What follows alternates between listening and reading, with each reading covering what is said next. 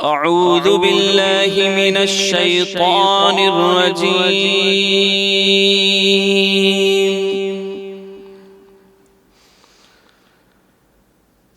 بسم الله الرحمن الرحيم.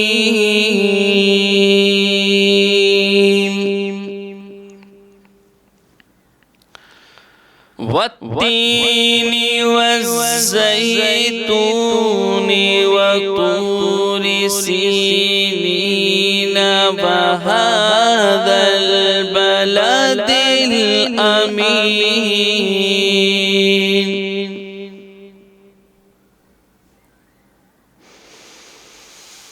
لقد خلقنا الإنسان في أحسن تقويم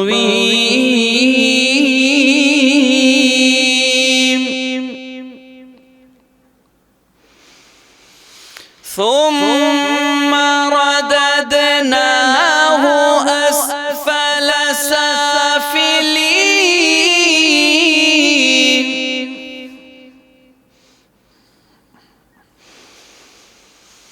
إلا الذين آمنوا وعملوا الصالحات فلهم أجر غير ممنون.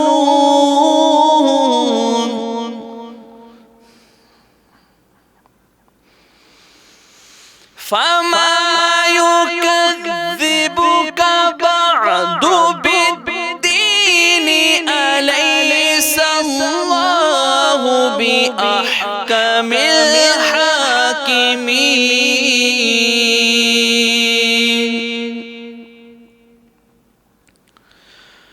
بسم الله الرحمن الرحيم.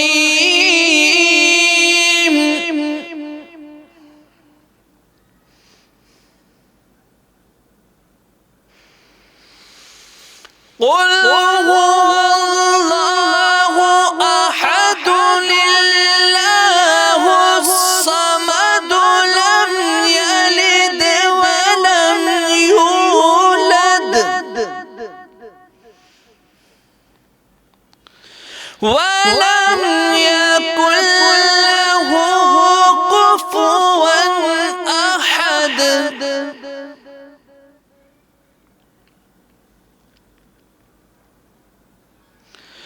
بسم الله الرحمن الرحيم.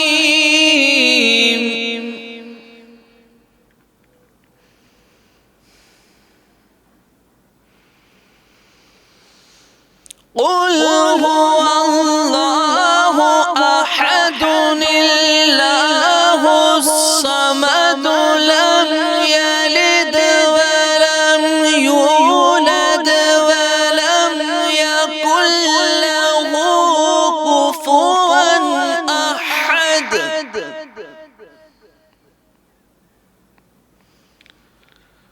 بسم الله الرحمن الرحيم.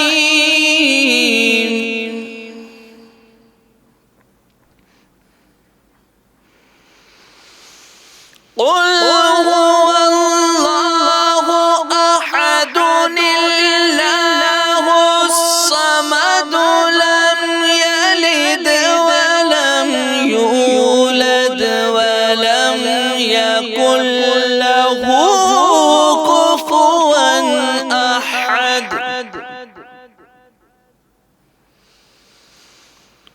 لم يلد ولم يولد ولم يكن له كفوا أحد. آمنت بالله صدق الله العظيم.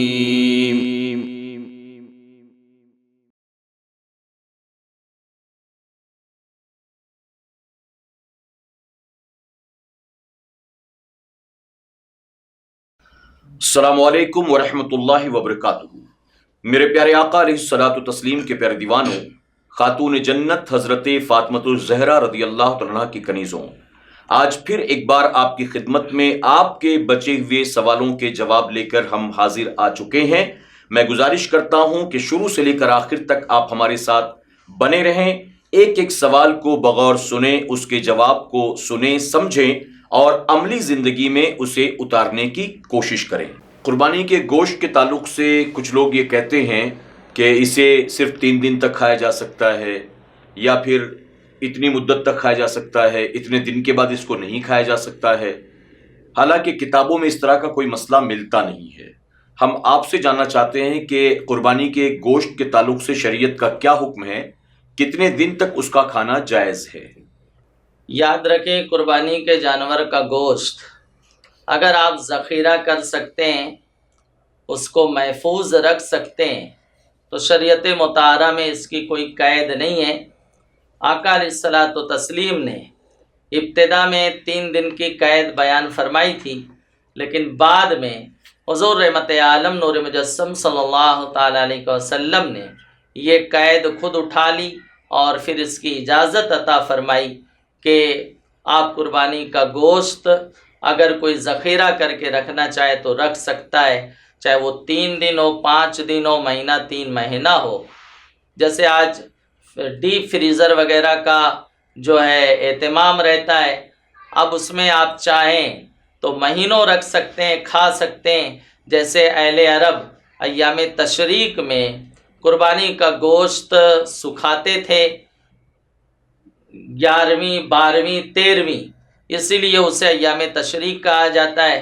حالانکہ 11ویں، 12ویں یوم النحر بھی ہے، قربانی کے دن بھی ہیں، لیکن وہ 11ویں، 12ویں ایام تشریق بھی ہے، تو اس میں گوشت وہ سکھاتے تھے۔ سکھانے کے بعد جب گوشت خشک ہو جاتا ہے تو خون وغیرہ کا اثر اس میں اب نہیں رہ جاتا، تو وہ کافی دنوں تک چلتا ہے۔ تو یہ عمل بتاتا ہے کہ اس کی اجازت ہے، آپ کتنا دن بھی اس کو رکھ سکتے ہیں، بس ایسا اس کو محفوظ رکھیں کہ وہ ضائع نہ ہو، وہ خراب نہ ہو، اور ایسا بھی نہ ہو کہ پاس پڑوس میں جن کے یہاں قربانی نہیں ہوئی ہے ان کے یہاں آپ گوشت نہیں دے رہے اور اپنے یہاں ذخیرہ کر رہے ہیں، اس کی بھی اجازت نہیں ہے۔ کم سے کم ہماری بستی میں ہم جہاں رہتے ہیں وہاں جن لوگوں کے یہاں قربانی نہیں ہو سکی ہے، اب استطاعت نہیں رکھتے ہیں، ہمارے یہاں قربانی ہوئی ہے، تو کم سے کم ہم ان کا خیال کریں اور ان تک بطور تحفہ، بطور نذر قربانی کا گوشت وغیرہ بھیجنے کی بھرپور کوشش کریں۔ قربانی کے جانور کو ذبح کرنے کا سنت طریقہ کیا ہے؟ قربانی کے جانور کو ذبح کرنے سے پہلے اسے چارہ پانی دے دیں، مستحب ہے، یعنی بھوکا پیاسا اسے نہ ذبح کریں، اور چھری وغیرہ پہلے سے تیز کر لیں، اور ایک جانور کے سامنے دوسرے جانور کو بھی ذبح نہ کریں کہ اسے تکلیف ہو، اور اسے اس طرح سے بائیں پہلو پہ لٹائیں کہ اس کا چہرہ سمت قبلہ ہو جائے، اور ذبح کرنے والا اپنا داہنا پاؤں اس کے پہلو پہ رکھ کر تیز چھری سے جلد ذبح کر دے۔ ذبح کرنے سے پہلے جو دعا ہے وہ پہلے پڑھ لی جائے، ایسا نہیں کہ جانور گرا دیا گیا، اب آپ اطمینان سے دعا پڑھ رہے ہیں تو یہ بھی خامخواہ جانور کو تکلیف پہنچے گی، اس لیے جانور کے گرانے کی تیاری ہے، اسی موقع پہ دعا پڑھ لیں، اس میں کوئی حرج نہیں۔ رہا بسم اللہ اللہ اکبر، یہ چھری جب چلائیں اس وقت بسم اللہ شریف پڑھیں، یعنی بسم اللہ اللہ اکبر پڑھ کر تیز چھری سے جلد ذبح کر دیں، کہ اگر بسم اللہ شریف پڑھنا بھول گیا تو کوئی حرج نہیں، قربانی ہو جائے گی، جانور کا گوشت کھانا حلال ہوگا، اور اگر قصدن نہیں پڑھا، یاد تھا پھر بھی نہیں پڑھا، تو اب جانور مردار ہوگا اور قربانی بھی نہیں ہوگی۔ کہیں کہیں یہ طریقہ رائج ہے کہ ذبح کرنے والے کے ساتھ ساتھ کچھ لوگ بھی چھری پر اپنا ہاتھ رکھ دیتے ہیں، تو جتنے لوگ ہاتھ رکھیں گے سب کا بسم اللہ اللہ اکبر پڑھنا لازم ہوگا۔ جانور ذبح ہو گیا تو اب اس کے پیر وغیرہ نہیں کاٹیں گے جب تک روح نکل نہیں جاتی، ہر عضو سے، اس وقت تک نہ اس کی کھال اتاریں گے نہ پیر کاٹیں گے۔ یہ جانور کو سخت تکلیف پہنچانا ہے اور یہ ناپسندیدہ ہے، مکروہ ہے۔ وہ قصاب حضرات جو رہتے ہیں ان کا وہ سیزن کا دن ہوتا ہے تو وہ کیا کرتے ہیں، فوراً کھال اتارنے لگتے ہیں۔ وہ کہتے ہیں ہٹ جاؤ حضرت، بس اب تمہارا کام ہو گیا۔ تو وہ کیا کرتے ہیں، جانور کو جلدی ٹھنڈا کرنے کے لیے کھال اتار کر اس کے کلیجے پر چھری مار دیتے ہیں، جس سے جانور فوراً اس کا دم نکل جاتا ہے اور وہ ٹھنڈا ہو جاتا ہے۔ دوسرا طریقہ ان کا یہ ہوتا ہے کہ جہاں ہم نے چھری پھیری ہوتی ہے وہ چھوٹا سا چاقو لے کر وہاں اس طرح سے گھماتے ہیں جس سے اس کے دماغ پر ڈائریکٹ ضرب لگتی ہے اور جانور ٹھنڈا ہو جاتا ہے۔ تو اس طرح سے جب جانور آپ نے ٹھنڈا کیا تو جو اسلامی طریقہ تھا ذبح کرنے کا، اس کا فائدہ یہ ہے کہ رگوں کا بہتا ہوا خون چونکہ حرام ہے، وہ سارا کا سارا اسلامی طریقے سے ذبح کرنے کے سبب سے وہ خون نکل جاتا ہے۔ ذبح ہوتے ہی جانور فوراً ٹھنڈا نہیں ہوتا، اس کے اندر جان رہتی ہے، روح رہتی ہے، دماغ خون کا مطالبہ کرتا رہتا ہے اور رگوں سے خون دماغ کی جانب بڑھتا ہے، اور بیچ میں آپ نے ذبح کر دیا ہے تو رگوں کا خون سارا کا سارا تھوڑی دیر میں نکل جاتا ہے۔ آپ نے دیکھا ہوگا جانور کو آپ لاگ باندھے رہیں لیکن وہ پیر کھینچتا ہے چھوڑتا ہے، کھینچتا ہے چھوڑتا ہے، اس طرح سے سارا خون بہت آسانی سے نکل جاتا ہے۔ لیکن یہ قصاب نے، انہوں نے جو ہے اس کو فوراً ہی اس کا دم گھونٹ دیا تو رگوں کا خون رہ گیا۔ یہ مردار کا کھانا حرام کیوں ہے؟ اس کی بڑی وجہ یہ کہ رگوں کا خون حرام ہے، وہ نکلنے نہیں پایا ہے، وہ گوشت میں پہنچے گا۔ اسی طرح سے یہاں بھی ہوگا، قربانی تو ہو جائے گی لیکن جانور کو اذیت پہنچانا ہوا، اور یہ سب تمہارے سامنے ہو رہا ہے۔ تمہاری طرف سے جانور قربان کیا گیا ہے، اللہ کی راہ میں ذبح ہوا ہے اللہ کے نام پر۔ ہم کیا سمجھتے ہیں بس اس کا ہمارا تعلق بس یہیں تک ہے؟ وہ ہماری نجات کا ذریعہ ہے، ہماری بخشش کا ذریعہ ہے، قیامت کے روز ہمارے لیے پل صراط پر حدیث شریف میں آیا سواری کا کام دے گا، اس سے ہمارا اتنا گہرا رشتہ ہے، اور اس کی یہ درگت ہمارے سامنے ہو رہی ہے، ہم خاموش ہیں۔ ہرگز ہم بھی مجرم ہوں گے، اور وہ ماد اللہ جو ایسا کر رہا ہے وہ بھی مجرم ہوگا۔ اس کو کہو 5 منٹ آپ رک جاؤ، اگر صحیح طریقے سے، جیسے 4 رگیں رہتی ہیں تو 4 میں کم سے کم نہیں 4 تو 3 رگوں کا کٹ جانا یہ لازم ہے۔ 4 سے زیادہ نہ کاٹیں کہ حرام مغز تک چھری پہنچ جائے تو یہ بھی ناجائز ہے، جانور کو خواہ اذیت پہنچانا ہوگا، لیکن جانور حلال ہو جائے گا، قربانی ہو جائے گی۔ تو جب آپ نے 4 رگیں یا 3 رگیں کاٹ دی ہیں، ذبح ہو گیا ہے، تو 5 منٹ کے اندر بڑا جانور بھی ہو تو ٹھنڈا ہو جاتا ہے۔ اس میں کون سی دقت ہے؟ اس میں کون سی پریشانی ہے؟ لہذا ہرگز قربانی کے جانور کو اذیت نہ پہنچائیں۔ قربانی کا جانور شعار اللہ ہے، اللہ کی نشانی ہے، ماد اللہ اس کے ساتھ زیادتی کرنا کہیں ایسا نہ ہو یہ رب کو ناگوار گزرے اور ہمارے لیے جو ہے تکلیف اور پریشانی کا سبب بن جائے۔ اس لیے جانور ذبح کرتے وقت ان باتوں کا خیال رکھیں، نہ اس کو کلیجے میں چھری بھونکنے دیں اور نہ ہی جو ہے اس کے دماغ میں اس طرح سے ضرب لگانے دیں جانور کو، وہ خود ٹھنڈا نہ کریں بلکہ جانور کو فطری طور پر خود ٹھنڈا ہونے دیں۔ اب اس کی کھال اتاریں، جیتے جی اس کی کھال اتارنا یہ کتنی اذیت کا سبب ہے آپ سمجھ سکتے ہیں۔ اللہ تعالیٰ لوگوں کو صحیح سمجھ کی توفیق عطا فرمائے۔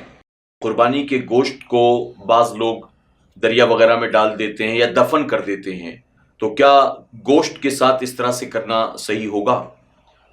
قربانی کا گوشت بہت مقدس چیز ہے، وہ قربانی کے جانور کا گوشت ہے جو اللہ کی راہ میں ذبح کیا گیا ہے، لہٰذا اس گوشت کی قدر کی جائے۔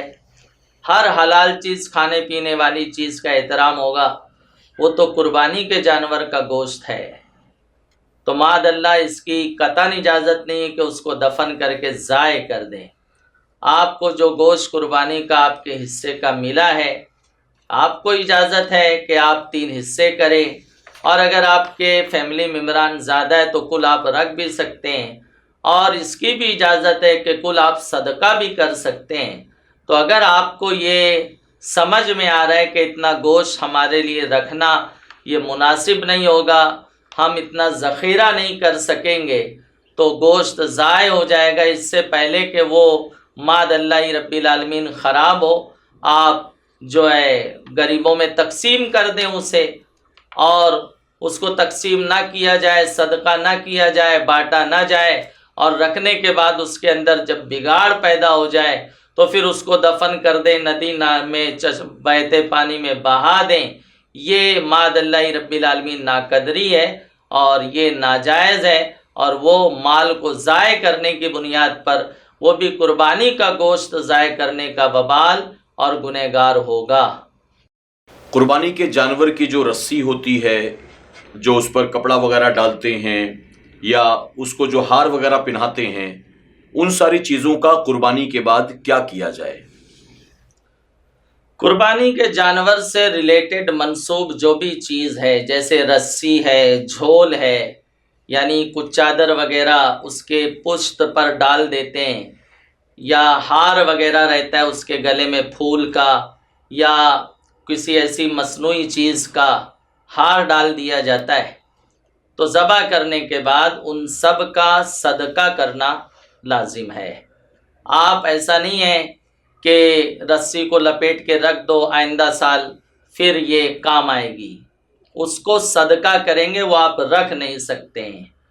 اسی طرح سے جھول کا حکم ہے، ہار کا حکم ہے۔ اب آپ سوچیں گے کہ رسی کیسے صدقہ کریں گے، کون ہماری رسی لے گا؟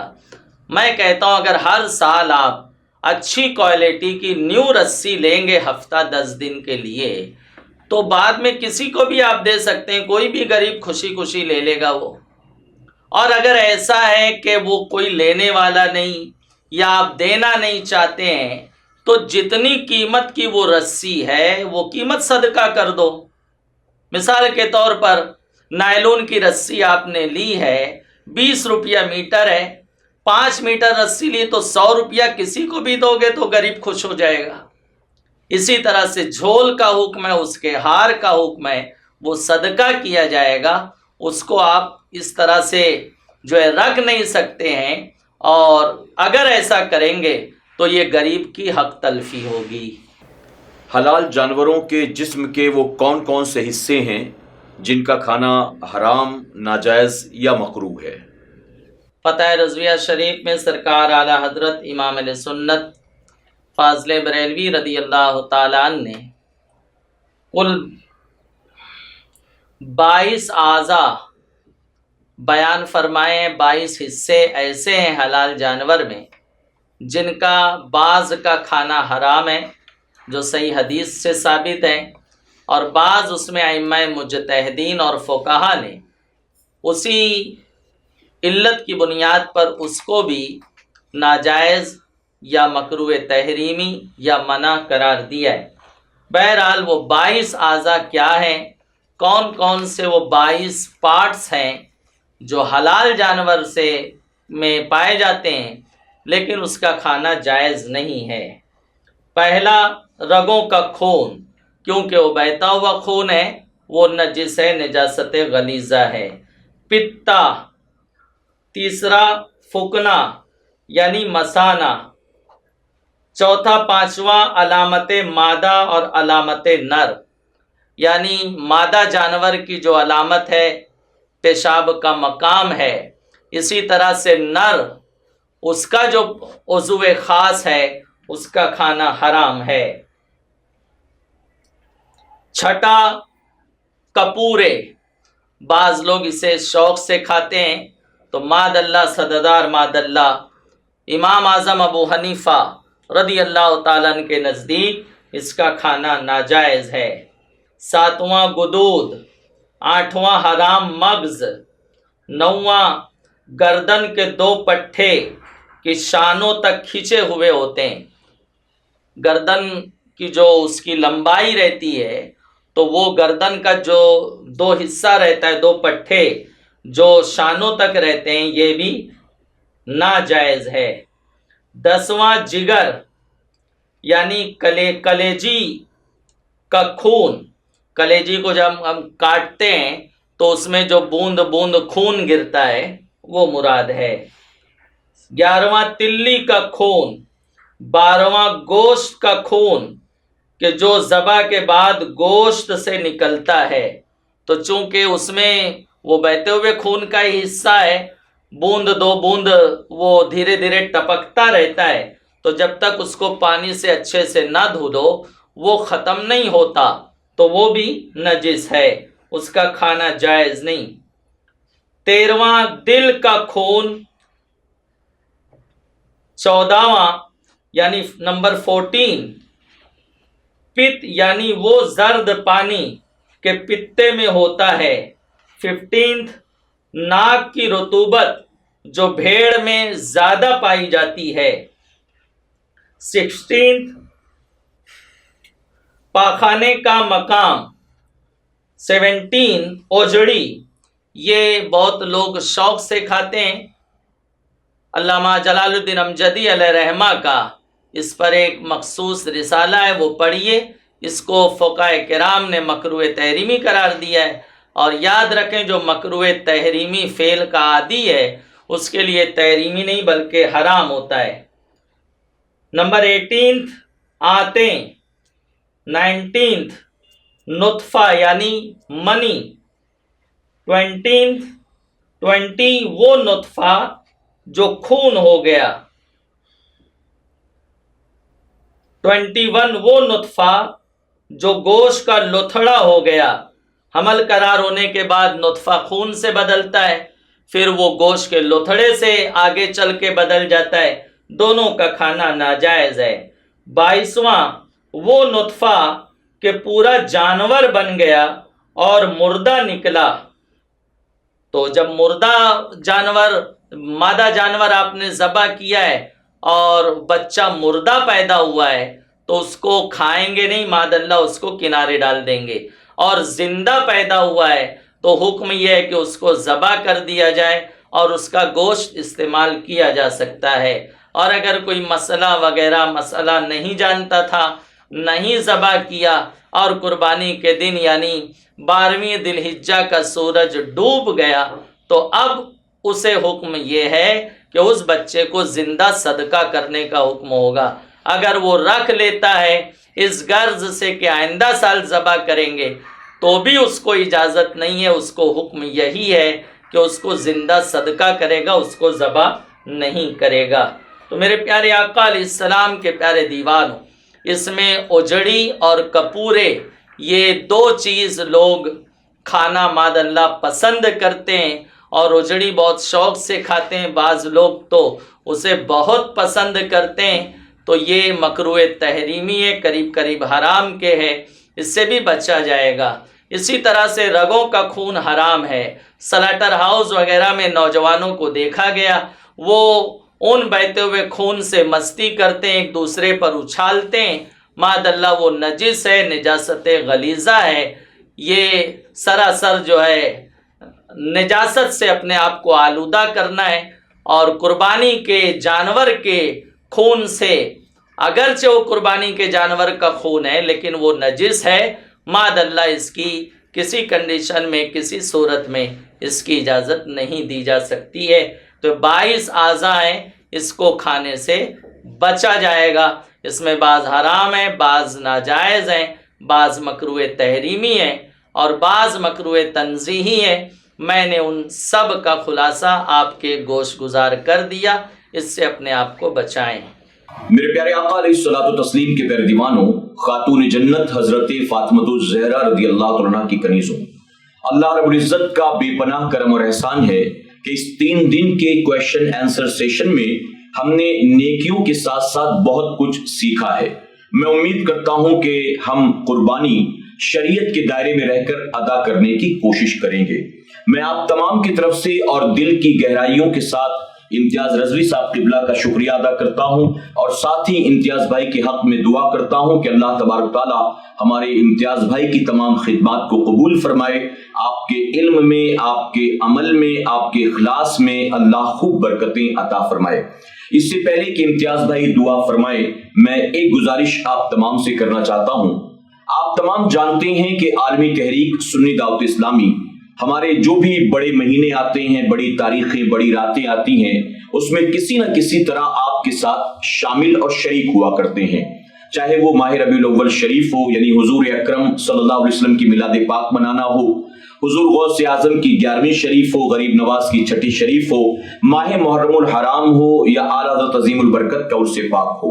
ہم مختلف ایونٹس کے ذریعے آپ تک پہنچتے ہیں اور آپ کے ساتھ ان تمام فیسٹیولز میں، تہواروں میں شامل ہونے کی کوشش کرتے ہیں۔ اسی کڑی کے تحت ماہ ذی الحجہ میں ہم عشرہ ذی الحجہ میں یہ خاص 10 دن کا پروگرام آپ کی خدمت میں لے کر حاضر ہوئے ہیں۔ میں امید کرتا ہوں کہ آپ پہلے دن سے ہمارے ساتھ اس میں بنے ہوئے ہیں اور آخر تک انشاءاللہ آپ بنے رہیں گے۔ آپ کے لیے خوشخبری یہ ہے کہ ہمارے اس سیشن کے بعد آپ کو انشاءاللہ فلسفہ قربانی کے تعلق سے بہترین خطاب سماعت کرنا ہے مفکر اسلام علامہ قمر الزمان خان اعظمی صاحب کا، تو آپ آخر تک ہمارے ساتھ بنے رہیں اور عشرہ ذی الحجہ کے اس روز کے پروگرام میں آپ شریک بھی ہوں اور لوگوں کو بھی اس کی دعوت دیں، ہمارے لنکس کو شیئر کرتے رہیں۔ اب جو اہم بات آپ سے میں عرض کرنا چاہتا ہوں وہ یہ ہے کہ ماہ ذی الحجہ میں آپ نے قربانی سنا کہ قربانی کی جاتی ہے اور قربانی کے فضائل و مسائل آپ نے سماعت کیے۔ قربانی میں بھی ہم آپ کی خدمت کے لیے حاضر ہیں۔ اگر آپ ہمارے ساتھ یعنی SDI education and welfare wing کے ساتھ مل کر اجتماعی قربانی کا حصہ بننا چاہتے ہیں تو آپ ہم سے رابطہ قائم کرنے کی کوشش کریں۔ انشاءاللہ ہم ملک اور شریعت کے قانون کے دائرے میں رہتے ہوئے آپ کی قربانی کو صحیح طور پر ادا کرنے کی کوشش کریں گے، اس بات کا میں آپ سے وعدہ کرتا ہوں۔ میرے پیارے آقا علیہ الصلوۃ والتسلیم کے پیارے دیوانوں، بہت سارے اسٹیٹس اور بہت سارے علاقے ایسے ہیں جہاں پر قربانی کرنا اتنا آسان نہیں ہوتا، اور بہت سارے ہمارے ایسے بھائی، ایسی بہنیں بھی ہوتی ہیں کہ جن پر قربانی واجب ہوتی ہے، لیکن 20، 25، 30 ہزار روپے کا بکرا لانا ہر ایک کے بس کی بات نہیں ہوتی ہے۔ اس لیے الحمدللہ ہم SDI education and welfare wing کے زیر اہتمام کئی سالوں سے اجتماعی قربانی کا اہتمام کرتے چلے آئے ہیں۔ آپ اگر ہم سے یہ خدمت لینا چاہتے ہیں تو آپ ضرور ہماری یعنی SDI education and welfare wing کے زیر اہتمام ہونے والی اجتماعی قربانی میں حصہ لینے کی کوشش کریں۔ میرے پیارے آقا علیہ الصلوۃ والتسلیم کے پیارے دیوانوں، ایک بات اور عرض کرنا چاہوں گا کہ قربانی کا جو گوشت ہوگا وہ غریب غربا میں تقسیم کر دیا جائے گا، یعنی ہمارے ہی اپنے غریب بھائیوں بہنوں میں اسے تقسیم کیا جائے گا۔ قربانی کے جانور کی خال دینی کاموں میں استعمال کی جائے گی۔ اگر کچھ رقم اس قربانی کے بعد بچ جاتی ہے تو اسے بھی دینی کاموں میں استعمال کیا جائے گا۔ میں امید کرتا ہوں کہ آپ ضرور اس خدمت کو حاصل کرنے کی کوشش کریں گے۔ اللہ تبارک تعالی ہمیں اور آپ کو بھی اس کار خیر کا حصہ بننے کی توفیق عطا فرمائے۔ اب اجازت لینے سے پہلے میں درخواست کروں گا امتیاز بھائی سے کہ وہ دعا فرما دیں، اور پھر دعا کے بعد ہمارا سیشن مکمل ہوگا، اور پھر فلسفہ قربانی کے تعلق سے ایک بہترین خطاب ہم اور آپ مفکر اسلام علامہ قمر الزمان خان اعظمی صاحب قبلہ کا سماعت کریں گے، جو UK سے آج کے ہمارے پروگرام میں ہمارے ساتھ جڑ رہے ہیں۔ السلام علیکم ورحمۃ اللہ وبرکاتہ۔ بسم اللہ الرحمن الرحیم۔ اللہم صلی علی سیدنا مولانا محمد معدن الجود والکرم وآلہ وبارک وسلم صلاۃ وسلام علیک یا رسول اللہ صلی اللہ تعالی علیہ وسلم۔ اللہم ربنا ربنا ربنا ربنا ربنا آتنا فی الدنیا حسنہ وفی الآخرۃ حسنۃ وقنا عذاب النار۔ یا رب العالمین، یا خدا قدیر و جبار، ہم سب کی اور ناظرین کی حاضری کو قبول فرما۔ میرے مولا، جو صاحب استطاعت ہیں انہیں قربانی کرنے کی توفیق عطا فرما۔ مولا ہماری قربانیوں کو اپنے فضل و کرم سے مقبول فرما۔ آمین۔ مولا حضرت ابراہیم علیہ السلام، حضرت اسماعیل علیہ السلام اور اپنے محبوب صلی اللہ تعالیٰ علیہ وسلم کے اسوہ حسنہ کو اختیار کرنے کی توفیق عطا فرما۔ یا اللہ قربانی کے ذریعے تیری رضا والی زندگی عطا فرما۔ آمین۔ یا اللہ آج ہم نے جانور ذبح کیا ہے، بسم اللہ اللہ اکبر کہہ کر میرے مولا جب ہم چھری چلائیں تو ہم اپنے نفس امارہ کو بھی ذبح کر دیں، اپنی خواہشات کو بھی ذبح کر دیں، نفس امارہ کے اٹھنے والے خیالات اور نفس امارہ کو بھی ذبح کر دیں۔ یا اللہ تیری رضا والی زندگی عطا فرما، تیری ناراضگی سے محفوظ فرما، پوری دنیا کو سنت ابراہیمی ادا کرنے کی توفیق عطا فرما۔ جن پر قربانی واجب ہے اچھی نیت کے ساتھ، اخلاص کے ساتھ، للہیت کے ساتھ مولا اسے کرنے کی توفیق عطا فرما۔ مولا اس میں جو رکاوٹیں آتی اپنے فضل و کرم سے اسے دور فرما دے، شریروں کے شر سے بچا، فساد سے بچا، نظر بد سے بچا۔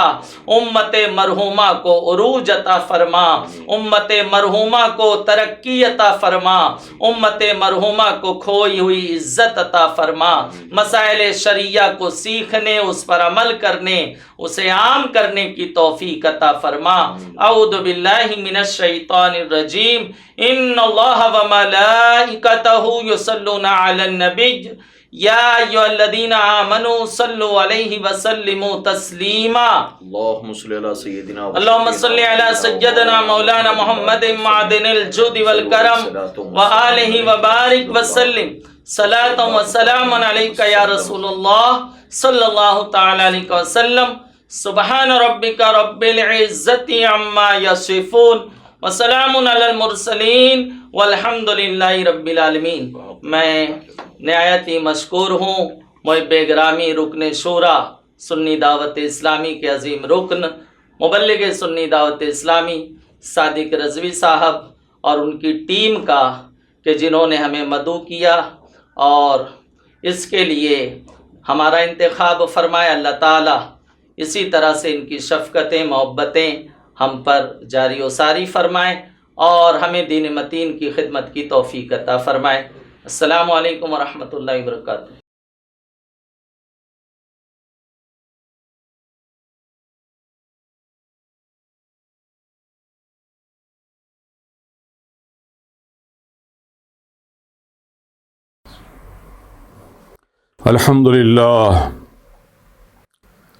الحمد للہ الذی فضل سیدنا و مولانا محمدا صلی اللہ تعالی علیہ وسلم علی العالمین جمیعا واقامہ یوم القیامۃ للمذنبین المتلوثین الخطائین الہالکین شفیعا، فصلی اللہ تعالی علیہ وعلی کل من ہوا محبوب مردی لدیہ صلاۃً تبقى وتدوم بدوام الملک الحی القیوم، ونشهد ان لا الہ الا اللہ وحدہ لا شریک لہ، ونشهد ان سیدنا و مولانا محمدا عبدہ ورسولہ، اما بعد فاعوذ باللہ من الشیطان الرجیم، بسم اللہ الرحمن الرحیم۔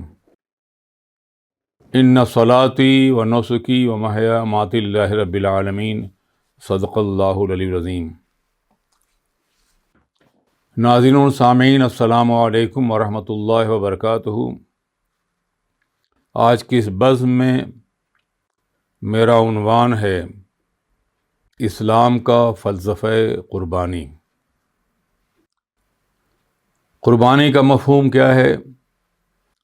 ہر سال عید الاضحیٰ میں ہم قربانی کیوں دیتے ہیں؟ اس کا پس منظر کیا ہے؟ اس کا بیک گراؤنڈ کیا ہے؟ اور قربانی کا یہ عظیم فریضہ ہم سے کس بات کا مطالبہ کرتا ہے؟ کیا صرف جانور کی قربانی دینے سے ہم دستبردار ہو جاتے ہیں ان تمام ذمہ داریوں سے جو قربانی کی بنیاد پر ہمارے لیے مخصوص کی گئی ہیں، یا پھر ہم نے اسے محض ایک رسم بنا رکھا ہے، خورد و نوش کا، تقریب کا، سیلیبریٹ کرنے کے لیے۔ جشن پسندی مزاج ہے انسانوں کا۔ ہر سال جب یہ موسم قربانی آتا ہے، دعوتیں ہوتی ہیں، جانوروں کو ذبح کیا جاتا ہے، گوشت تقسیم ہوتے ہیں، اور سمجھتے ہیں کہ ہم نے قربانی کا حق ادا کر دیا۔ آج میں اس محفل میں یہ واضح کرنے کی کوشش کروں گا کہ قربانی دراصل ایک سمبولک ایکسپریشن ہے ان تمام حقائق کا جو قربانی کے پیچھے پوشیدہ ہیں، اور عید الاضحیٰ جس کا ہم سے مطالبہ کرتی ہے۔ قربانی کا یہ عظیم تہوار جناب ابراہیم علیہ السلام کی قربانیوں سے منسوب ہے۔ وہ عظیم پیغمبر جو دنیا کے 3 بڑے مذاہب کی بنیاد اور اصل ہیں، وہ 2 مذہب جو منسوخ ہو چکے ہیں، اور وہ مذہب جو قیامت تک باقی رہے گا، لیکن تینوں کا انتساب جناب ابراہیم علیہ السلام کی حیات طیبہ، ان کی قربانیوں ہی سے ہے۔ جناب ابراہیم علیہ السلام ایک ایسے موحد تھے، توحید کا اعلان کرنے والے، وحدت خداوندی کی دعوت دینے والے، اللہ کو ایک کہنے والے، اور ایک کہنے کے بعد ایک کہنے کے جو تقاضے ہیں ان کے پورا کرنے والے۔ یہ شہادت گہے الفت میں قدم رکھنا ہے۔ لوگ آسان سمجھتے ہیں مسلمان ہونا۔ چمی گویم مسلمانم بلرزم کہ دانم مشکلات لا الہ را۔ میں جب کہتا ہوں مسلمان ہوں، کلمہ گو ہوں، تو کانپ جاتا ہوں، اس لیے کہ میں لا الہ کی مشکلات کو سمجھتا ہوں، اور مجھے معلوم ہے کہ لا الہ الا اللہ کہنا دراصل ایک پورے نظام زندگی اور آئین حیات سے زندگی کی آخری سانس تک وفاداری کا نام ہے۔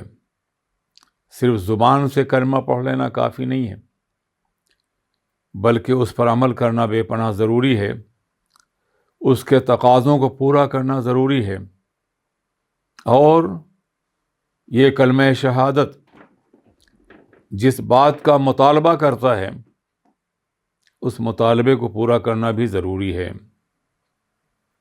کلمہ شہادت پڑھنے کے بعد انسان کا سب کچھ اس کا اپنا نہیں رہ جاتا، یوں بھی اپنا نہیں ہے، مگر احساس کی گہرائیوں میں یہ بات باضابطہ طور پر ہمیشہ نمایاں رہتی ہے کہ میں، میری جان، میرا مال، میری اولاد، میری خواہشات، سب کچھ اللہ کے لیے ہے۔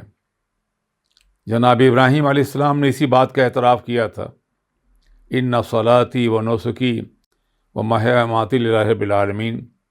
ہماری نماز، ہماری قربانیاں، ہماری زندگی، ہماری موت، سب کچھ اللہ کے لیے ہے، جو رب العالمین ہے، ساری کائنات کا پروردگار ہے۔ اس اقرار کے بعد انہوں نے اپنا سب کچھ اللہ کے راستے میں قربان کیا۔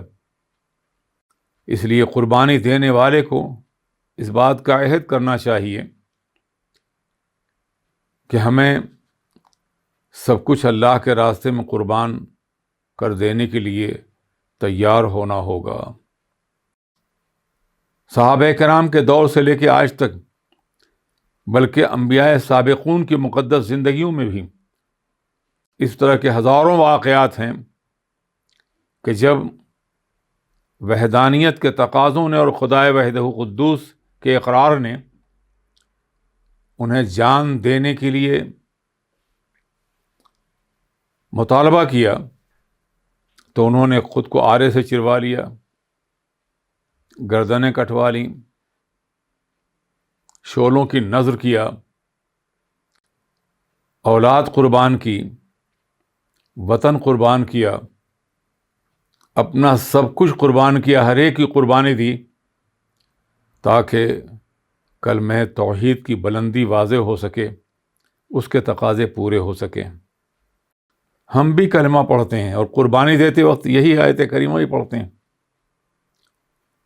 لیکن کبھی ہم نے یہ جاننے کی کوشش کی کہ یہ آیت پڑھ کر کے اگر ہم ایک جانور کو قربان کرتے ہیں تو اس کے ساتھ ساتھ اقرار بھی کرتے ہیں کہ ہماری زندگی، ہماری موت، ہماری قربانیاں، ہماری نمازیں سب کچھ اللہ کے لیے ہیں۔ اگر اس یقین کے ساتھ قربانی دی جاتی ہے تو قربانی کا ایک عمل پوری زندگی آپ کو ایثار کے راستوں پر لے چلنے کے لیے کافی ہوگا، اور اگر بوقت قربانی آپ نے قربانی کے تقاضے اور فلسفے کو نہیں سمجھا تو یہ محض ایک رسم ہوگی۔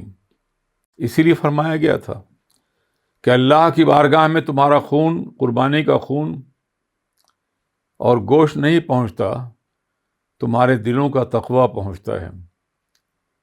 یہ دلوں کا تقویٰ کیا ہے؟ یہ یہی ہے کہ قربانی کرنے کے بعد انسان اپنے وجود کو تیار کر لے کہ جو بھی مطالبہ ہوگا دین کا، شریعت کا، کلمہ پاک کے بلند کرنے کا، وہ سب کچھ ہم قربان کریں گے۔ قربانی سے پہلے بھی جناب ابراہیم نے اور بہت سی قربانیاں دیں۔ قربانی کا آغاز کب سے ہوا ہے؟ وہ ایک شام تھی، ایک بڑی حسین شام جو حقائق کو اجاگر کرنے والی تھی اور تاریکیوں کا پردہ چاک کرنے والی تھی۔ ایک شام جب وہ اپنے چچا کے ساتھ ٹہل رہے تھے اور آسمان کا سینہ ستاروں سے جگمگا رہا تھا، آپ نے نگاہ اٹھائی اور کہا، چچا جن بتوں کو تم اپنے ہاتھوں سے تراشتے ہو تمہاری دسترس میں ہوتے ہیں، تم خود انہیں بناتے ہو، انہیں بیچتے بھی ہو، اپنے خداؤں کو بیچتے ہو، اپنے خدا کو خود بناتے ہو، ان تمہارے جھوٹے خداؤں کے مقابلے میں یہ ستارے بہتر ہیں کہ کم از کم رات کی تاریکی میں مسافر کو منزل کا پتہ تو دیتے ہیں، فروغ نظر کا سامان تو ہیں، تاریکیوں اور سینہ چیر کے قدرے روشنی تو پیدا کر دیتے ہیں۔ یہ مطلب نہیں تھا کہ جناب ابراہیم اس سے پہلے خدا وحدہ قدوس کو مانتے نہیں تھے یا تدریجاً وہ خدا تک پہنچے، ایسا بالکل نہیں تھا۔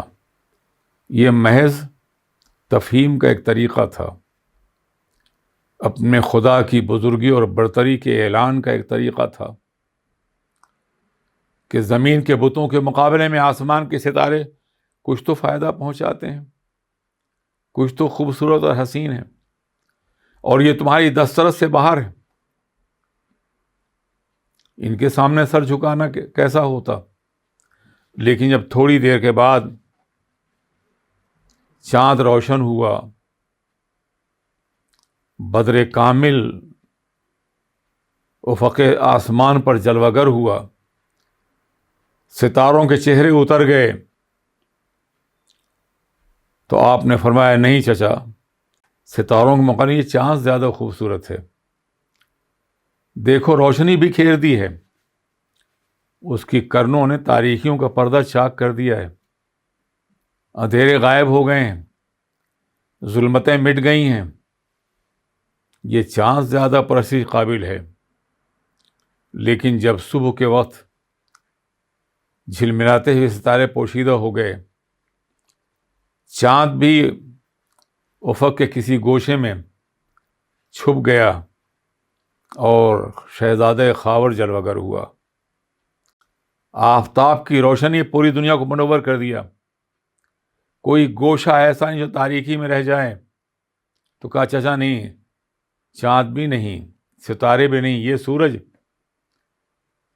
یہ حیات بخش ہے، پودوں کو زندگی دیتا ہے، بہت زیادہ روشن اور تابناک ہے. ظلمتیں چھٹ چکی ہیں، سیاہیوں نے اپنی چادر سمیٹ لی ہے، اب صرف روشنی ہی روشنی ہے. یہ سورج پوجا کرنے قابل ہوگا. مگر جب شام جلوگر ہو رہی تھی اور سورج ڈوب رہا تھا تو جناب ابراہیم نے کہا تھا، میں ڈوبنے والے کو پسند نہیں کرتا. اسے کیسے معبود بناؤں جو خود ڈوب رہا ہے؟ میں تو اسے معبود مانتا ہوں جو زمین و آسمان کا، شمس و قمر کا اور سیاروں کا، ستاروں کا خالق ہے. یہ توحید کا پہلا اقرار تھا. اقرار تو پہلے بھی تھا، مگر یہ اعلان تھا توحید کا، خدائے وحید قدوس کی وحدانیت کا، اللہ کے وجود مطلق کا، خدائے واحد کی رب العالمینی کا اعلان تھا. اور اس کے بعد پھر امتحانات شروع ہو گئے. امتحانات کا ایک دور نہیں بلکہ مختلف ادوار آئے. انسان کو سب سے زیادہ محبت اپنی جان سے ہوتی ہے. سب سے پہلے انہیں اپنی محبوب ترین شے اپنی جان کو قربان کرنا پڑا. میں واقعات کی تفصیل میں نہیں جانا چاہتا اور آپ کا وقت بھی اس کا ساتھ نہیں دے گا، لیکن وہ لمحہ کتنا عجیب تھا جب کلمہ توحید کے اقرار اور دعوت کلمہ توحید کی بنیاد پر جناب ابراہیم علیہ السلام کو آتش کدے میں ڈالا جا رہا تھا اور جناب جبرائیل جلوگر ہوئے تھے. الک حاجت یا ابراہیم، اے ابراہیم کیا آپ کو کوئی حاجت ہے؟ میں آپ کی مدد کر سکتا ہوں. تو آپ نے فرمایا، جبرائیل تم نے عشق کے مزاج کو نہیں سمجھا ہے. عشق اپنے محبوب سے صرف پھولوں کی چادر نہیں، انگاروں کے بستر بھی طلب کر لیتا ہے، اس میں بھی خوش رہتا ہے. یہ بتاؤ ان شعلوں کو جلانے کی صلاحیت کس نے دی ہے؟ ان انگاروں کو تپش کا مزاج کس نے بخشا ہے؟ کافروں کے دل میں بات کس نے ڈالی کہ مجھے آگ میں ڈالیں؟ اور اگر رب جلیل کا حکم یہی ہے تو رضائے خلیل بھی یہی ہے. مجھے آگ میں کود جانے دو، میں تم سے کوئی مدد نہیں چاہتا. عشق بڑا خوددار ہوتا ہے، اپنے محبوب کے علاوہ کسی اور کی مدد طلب نہیں کرتا. اب یہاں عقل اور محبت میں ایک تصادم ہوا ہوگا. اور نے کہا ہوگا ابراہیم تھوڑی دیر کے لیے بدل جاؤ، مصلحت سے کام لو، مان لو نمرود کو، بچا لیے جاؤ گے. مگر عشق نے کہا ہوگا ایک نہیں 1000 جانیں نغمے توحید پر قربان ہیں. اور پھر بے خطر کود پڑا آتش نمرود میں عشق. عقل تھی محو تماشائے لب بام. ابھی عقل لب بام میں سوچ رہی تھی کہ عشق نے اپنی قربانی دینے کا فیصلہ کر لیا.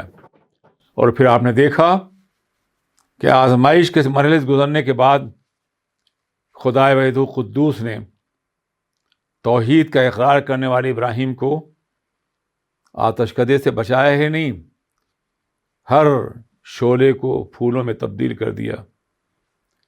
حضرات گرامی، آج بھی ہزاروں نمرود ہیں اور قوم ابراہیم ہے. آگ ہے، اولاد ابراہیم ہے، نمرود ہے. کیا کسی کو پھر کسی کا انتہا مقصود ہے؟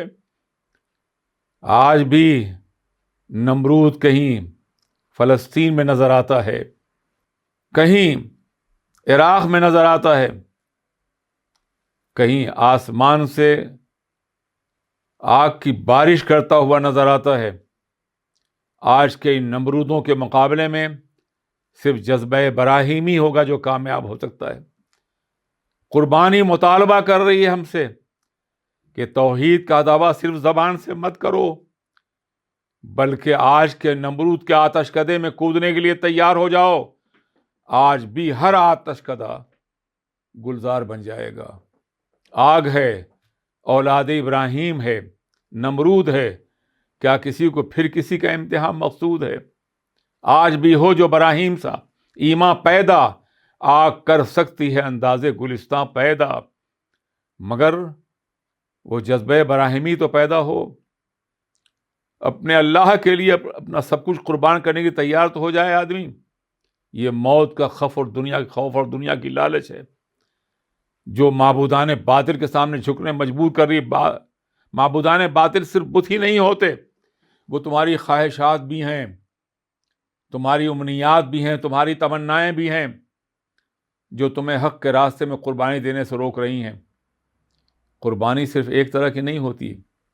جناب ابراہیم نے جان کی قربانی دی اور کامیاب ہوئے، اور اس کے بعد مال بھی بڑی قیمتی چیز ہوتا ہے۔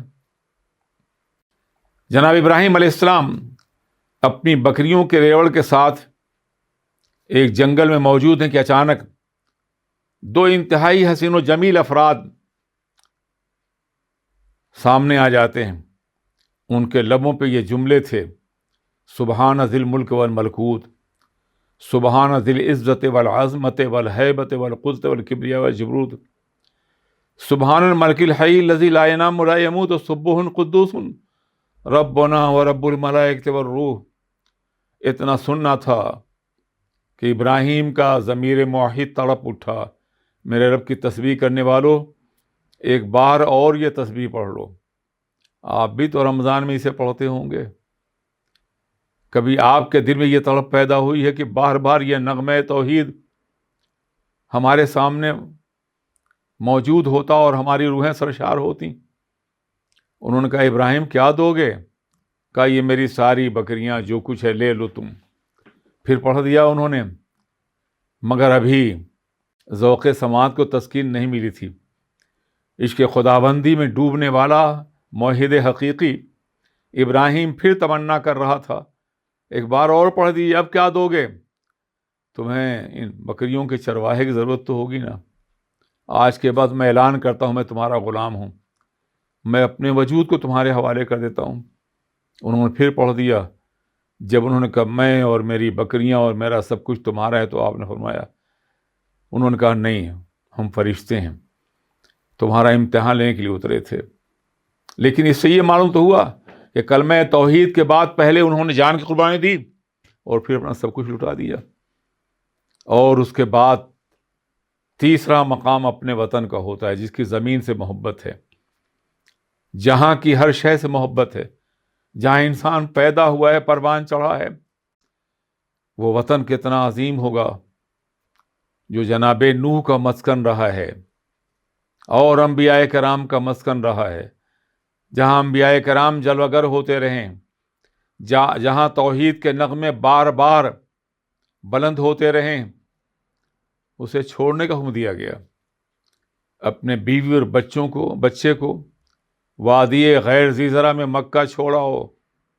آپ ذرا سوچئے، ہجرت کی جا رہی ہے، وطن بھی چھوڑ رہے ہیں، تمام خواہشات قربان کر رہے ہیں، وطن سے متعلق سارے جذبات کو دفن کر رہے ہیں، اور وہاں جا رہے ہیں جہاں نہ کوئی سبزہ ہے، نہ کوئی موسم ہے، نہ پھول کھلتے ہیں، نہ بہاریں آتی ہیں، نہ آسمان بارندہ ہمیشہ برستا ہے، نہ ابر اور سحاب اٹھتے ہیں، اور نہ ہی وہاں کی زمین سبزے اگاتی ہے، جہاں کلیاں نہیں مسکراتی، جہاں پتھر ہے، زمین بھی پتھریلی ہے، پہاڑ بھی پتھر کے ہیں۔ ان پتھروں کے ماحول میں فرمایا گیا اپنے پھول جیسے بچے کو چھوڑاؤ۔ کیا عالم رہا ہوگا جناب ابراہیم کے قلب ناز کا۔ پھول تو 2 دن بہارے جاں فضا دکھلا گئے، حضرت ان غنچوں پہ ہے جو بن کھلے مرجھا گئے، مگر آپ نے اپنے رس و شکوہ نہیں کیا میرے بچے کیا کھائیں گے، کون ان کی دیکھ بھال کرے گا۔ رب العالمین کا حکم تھا، پروردگار عالم کا، پروندہ کائنات کا حکم تھا۔ لے گئے اور بٹھال دیا اپنی بیوی اور اپنے بچے کو جناب حاضرہ کے پتھر پر۔ کیا یہ عظیم قربانی نہیں تھی؟ یہ قربانیوں کا ایک تسلسل ہے۔ وہ جو قربانی دی ہے جناب ابراہیم نے بعد میں دی ہے، یہ قربانیاں پہلے دی ہیں تاکہ بتایا جائے کہ یہ قربانی دراصل ان تمام قربانیوں کو یاد دلاتی ہے جو میں پہلے دے چکا ہوں۔ جان قربان کرو، مال قربان کرو، وطن قربان کرو، اور ضرورت پڑے تو بیوی اور بچوں کی محبت کو بھی قربان کرو۔ کیا عظیم تھی وہ عظیم خاتون کہ جب تھوڑی سی کھجوریں اور ایک مشکیزہ پانی رکھ کر کے واپس جا رہے تھے۔ ابراہیم کہاں جا رہے ہیں؟ جہاں میرا مولا لے جا رہا ہے۔ کب آئیں گے ہمیں کچھ پتہ نہیں ہے۔ کیا ہمیں چھوڑ کے جانے کا حکم آپ کے رب نے دیا ہے؟ کہا ہاں، خاموش ہو جاتی ہیں۔ اور پھر ذرا سوچئے، ان کا ہر قدم نشان منزل بن جاتا ہے۔ پانی کی تلاش میں صفا اور مروہ پہ دوڑتی ہیں، تو وہ تو ایک مرتبہ دوڑی تھیں، آج امت مسلم قیامت تک دوڑنا پڑتا ہے۔ آپ اندازہ فرمائیں، یہ ان کا نشان قدم نہیں ہے تو اور کیا ہے۔ اور جب پانی کی تلاش میں مایوسی طاری ہو گئی تو مضطر اور مجبور کا سننے والا پروردگار جناب اسماعیل کے قدموں کی ٹھوکر زمزم پیدا فرما دیتا ہے، جو آج بھی روحوں کو اور قلوب کو سیراب کر رہا ہے۔ اور اس کے بعد وہاں سے جاتے ہیں، پھر دوبارہ جب آتے ہیں تو جناب ابراہیم اسماعیل قدرے بڑے ہو چکے تھے۔ اب حکم ہوتا ہے خواب میں اپنی محبوب ترین شے کو اللہ کے راستے میں قربان کرو۔ جائزہ لیا ہوگا، وطن زیادہ محبوب تھا، جان زیادہ محبوب تھی، مال زیادہ محبوب تھا، یا یہ بچہ جو ہزاروں دعاؤں کے بعد حاصل کیا گیا ہے، جس کو اس لیے حاصل کیا گیا تاکہ اس کے ذریعے سے براہیمی دین کو قیامت تک پہنچایا جا سکے، جس کے ذریعے سے ایک ایسے عظیم پیغمبر کا وجود ناز ہو جو ساری کائنات کی ظلمتوں کو دور کرنے والا ہو، جو رحمت تمام بن کر کے جلوہ گر ہو۔ کتنی دعاؤں کے بعد حاصل کیا گیا تھا۔ وہ اواہ اور حلیم تھے، کتنی بار اپنے رب کی بارگاہ میں آہ بھی پیش کیا ہوگا، اور اشکوں کے نذرانے بھی پیش کیے ہوں گے۔ اس کے بعد جناب اسماعیل جلوہ گر ہوئے ہیں۔ نبی اگر اولاد مانگتا ہے تو اس لیے نہیں کہ وہ دنیا میں اس کا سہارا بنے، وہ اولاد اس لیے مانگتا ہے تاکہ وہ دین کو سہارا دے سکے، نبی کے مشن کو آگے بڑھا سکے، نبی کے نظام کو آگے بڑھا سکے۔ ایک مسلمان کو بھی اگر اولاد مانگنی ہے تو اسی جذبے کے تحت مانگنا ہوگا، اور اس کے بعد حکم ہوتا ہے انہیں قربان کر دیا جائے۔ بہت تفصیلی واقعہ ہے، آپ لے کے چلتے ہیں۔ شیطان بہکانا چاہتا ہے پہلے ماں کو، جب ماں کو معلوم ہوا کہ اللہ کا حکم ہے تو کہا ہزاروں اسماعیل قربان ہے، پھر جناب ننھے اسماعیل کو بھی۔ مگر جب وہ اپنے باپ سے کہتے ہیں کہ شیطان یہ کہہ رہا ہے کہ آپ مجھے ذبح کرنے کے لیے جا رہے ہیں، تو کہتے ہیں کنکری مارو شیطان کو۔ جہاں جہاں کنکری ماری گئی آج بھی ہم کنکری مارتے ہیں۔ یاد رکھیے، وہاں شیطان بظاہر موجود نہیں ہے، مگر ہر کنکری اس کے وجود کو مسمار کرتی ہے۔ ہر کنکری شیطان کے فریب سے آپ کو دور کرتی ہے اور اللہ کے قریب کرتی ہے۔